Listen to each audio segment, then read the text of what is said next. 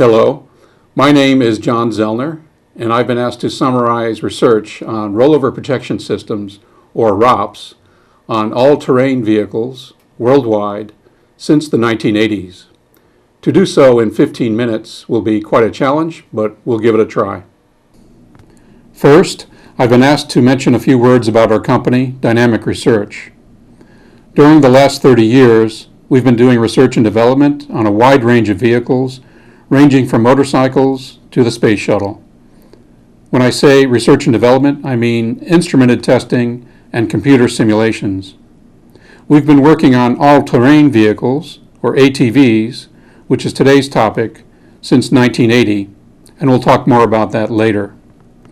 We've been working for more than 25 years on off-road utility and recreational vehicles, which have ROPS.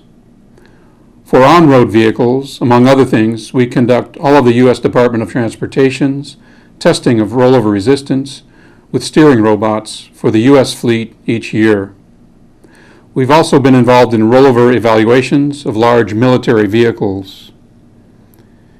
And in the simulation area, NASA awarded us their Technical Achievement Award for developing the onboard, in-space, transonic flight simulator for shuttle commanders to practice final approach and landing, which is now used on all space shuttle flights.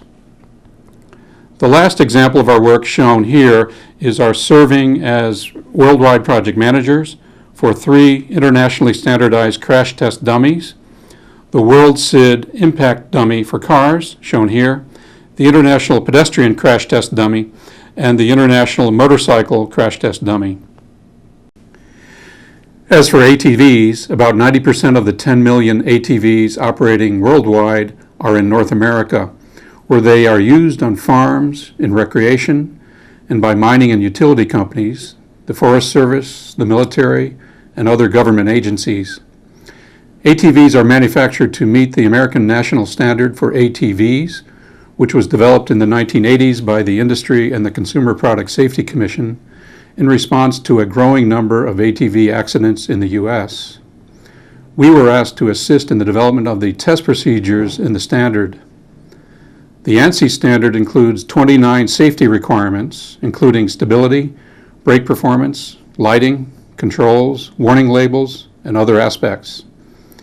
In addition to the ANSI requirements, ATVs have evolved so that they include 10 other safety features, and the ones most relevant to rollover are that ATVs have smooth, flexible body panels, a straddle seat to enable the rider to shift his body to enhance stability and to enable separation from the vehicle in the event of a rollover, and that ATVs have a minimal number of external projections. As for rollover protection systems, or ROPS, they are widely used on vehicles with conventional seats, but they are not used on any small straddle seat vehicles such as motorcycles, ATVs, or snowmobiles, for reasons which we'll talk about later. ROPS, for which there are more than 50 standards worldwide, are intended to do 3 things. First, to preserve occupant space in the event of a rollover. Second, to restrain the occupant so he is not impacted by the ROPS or the vehicle or the ground. And third, to absorb impacts between the ROPS and the ground and between the occupant and the ROPS. These are fundamental ROPS requirements, and there are plenty of examples of ROPS that work on vehicles with conventional seats, including off-road utility vehicles, farm tractors, dune buggies, jeeps, light trucks, and passenger cars. This brings us to how to evaluate vehicle safety devices such as ROPS, seatbelts, airbags, and others. This typically involves 4 steps listed here. First, stationary tests of the strength of the device, let's say a ROPS. Second, full-scale tests with test riders and/or an appropriate injury monitoring dummy. I'd like to emphasize this step because sometimes this step is omitted, or else an improper crash dummy is used that, for example, cannot sit on a straddle seat or that cannot measure injuries. Third, computer simulation extends the number of crashes that can be evaluated. For example, with an ATV ROPS, typically between 100 and 1,000 rollover scenarios are used, each one based on an actual UK or US government accident investigation case. The computer simulation must be properly validated against test data. Our simulations generally have more than 90% correlation against the test data, and they must also be physics-based and fully compliant with international simulation standards. And as a final step, benefit and risk analysis verifies the extent to which the device reduces injuries and does not create new injuries. For benefit and risk analysis, there are various guidelines available, including, for example, International Standard 13232 for motorcycles.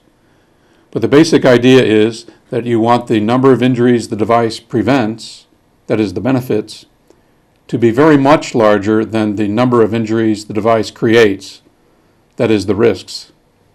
Generally, for vehicle safety devices, as well as medical devices and procedures, you want the risks to be very small, for example, less than 10% of the benefits.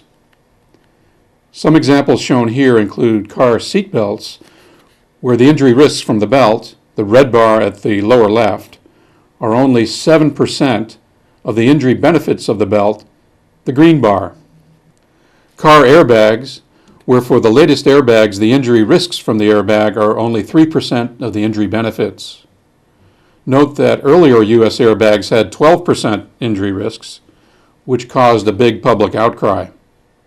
And a couple of safety devices for motorcycles that we evaluated are the Honda Goldwing airbag, the first airbag system on any motorcycle, where the injury risks were less than 8% of the injury benefits, and the BMW C1 frontal crash frame, which is not a ROPS, and which had 10% injury risk in red in comparison to its injury benefit in green. These last two devices are examples of how computer simulations, validated by full-scale tests, were relied upon by manufacturers in introducing new safety devices into the market. One last thing to mention before moving to ATV ROPS are the lessons learned from motorcycle rider protection research. During the 1970s, a British researcher named Dr. Peter Bothwell, a former Royal Air Force flight surgeon, did a large number of motorcycle crash tests in the UK for the US Department of Transportation. And because motorcycles and ATVs are both rider-active vehicles with straddle seats, his results are considered relevant to ATVs. Bothwell concluded from his first set of 27 crash tests that there was a strong indication that general smoothing of the outer contour all over the motorcycle is a desirable feature. And he concluded from his second set of 14 crash tests that handlebars and motorcycle profile should be free of trauma-producing projections. These findings have influenced motorcycle design since then, as well as ATVs, which evolved from motorcycles. This brings us to evaluating whether ROPS work on ATVs. Various types of ROPS have been tested and evaluated on ATVs since the 1980s. Evaluators have included various government groups and institutes in several countries. As seen here, three types of ROPS have been considered. First, a partial restraint ROPS, which allows the rider to move his body as is desirable on an ATV. This type of ROPS was evaluated by the U.S. Consumer Product Safety Commission, or CPSC, plus several organizations, including ours. Second are no restraint ROPS, which consist of an external projection from the ATV and which were evaluated by the UK government's Health and Safety Executive, the Victorian Coroner, plus several organizations, including ours. The third type is a full restraint ROPS, which is intended to prevent rider motions and which were also evaluated by the Victorian Coroner, plus several organizations, including ours.